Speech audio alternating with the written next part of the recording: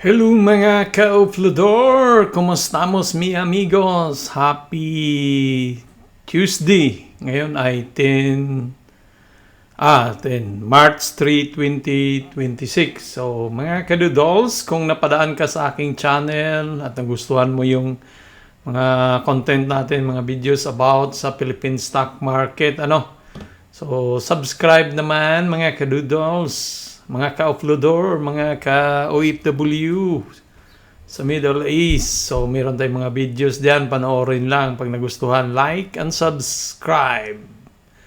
So, dito tayo ngayon sa Philippine Stock Market website, exchange.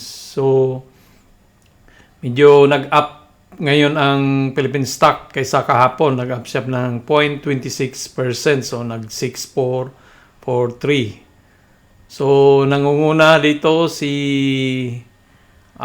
ICT. Merong billion, 1.3 billion na value. So, malaki yung pumasok sa kanya. At saka si Plus na may 414 million. Tapos si yung iba, Duguan, BDO, Meralco, Metrobank, BPI, si Erit, tabla lang, FX, PX, nagano siya. Sa mga advance, ito, 130% si So baka energy to yan, tingnan natin ano ba yung EGRN. So, Evergreen Resources, parang siguro yan, power supply, So, dito lang tayo sa mga blue chip. So, mga ka-uploador, so, update natin kay Metrobank. So, duguan si Metrobank, talagang bababa siya, sinusunod yung natin dito, hula ni sis. Kasi nga, normal na bababa yan kasi mamigay siya ng 3.5 na dividendo bawat share, So, kung may 1,000 share ka, may matanggap ka na kaagad na 3,500. Diba? Ganun ba yun? 3,000 kasi may 1,000 share ka eh. Multiply mo ng 3.5. So, dapat makabili ka bago mag 6 March 26. So, dapat 5. So, Thursday dapat bumili ka para maabil mo tong dividendo. Tapos, pag pwede mo na siya ibenta sa 7 March 2026. Pero, kung aangat namang presyo, huwag mo muna ibenta kasi ang target price ni BDO ay 81. Kay Call is 95, kay Metro is 89, at kay TradingView natin is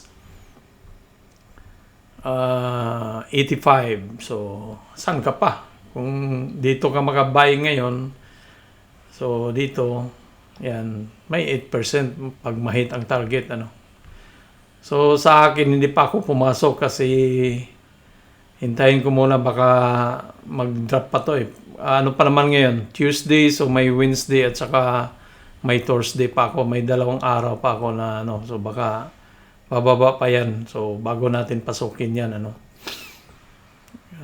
So ang ginawa talaga ni Metrobank is binalikan yung merong mga demand dito. Yan yung kulay green.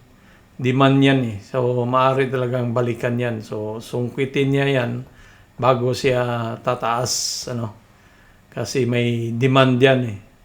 So, kasi nirespeto niya tong trend line natin, yung resistant na yan, yung trend line na yan, dito sa taas. 2 beses na ganyan nag-hit, pangatlo dito, nag-drop siya, dahil sa mga pangyayari din, kamo, So, kaya nga, dito, 4 hours, wala tayo sa 3 hours o 1 hour. So 30 minutes makapal, So 1 hour talaga. So makapal yung dito, may mga volume diyan. So tingnan nga natin kung may gaano kakapal yung volume. So tingnan natin sa mga indicator. So Dito lang. So, nandito yung volume talaga. Oh. Yan yung point of control dito eh. So, ibig sabihin dito, banda yung maraming nagtransact, ano.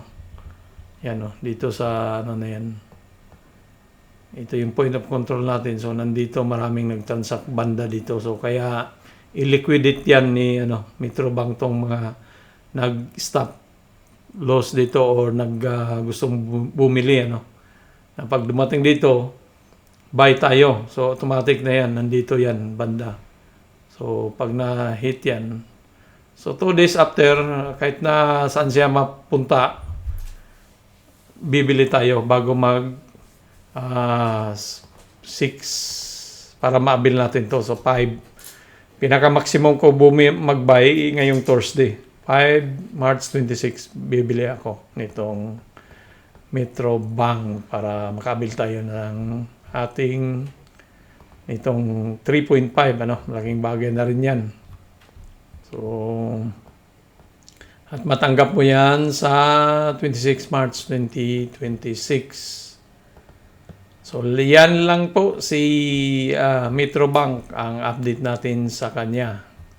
So, yung ibang blue chip naman, i-update natin si JFC, BDO, Globe, So, adios mi amigos, mi amigas, babus. Ups. Paalala lang po. Kanya-kanyang bili tayo, kanya-kanyang binta. Huwag mong gamitin itong isang financial advice. Ito po ay educational purposes lamang at ginagamit ko sa pag-trade. Nire-record ko lang siya dahil nagtitrade tayo para sa pagtanda natin may mapanood tayong mga video sa YouTube, Kung may YouTube pa sa panahon ng pagtanda. So, ulitin. Ija, aho tayo sa pagbili. Adios, mi amigos, mi amigas, babus.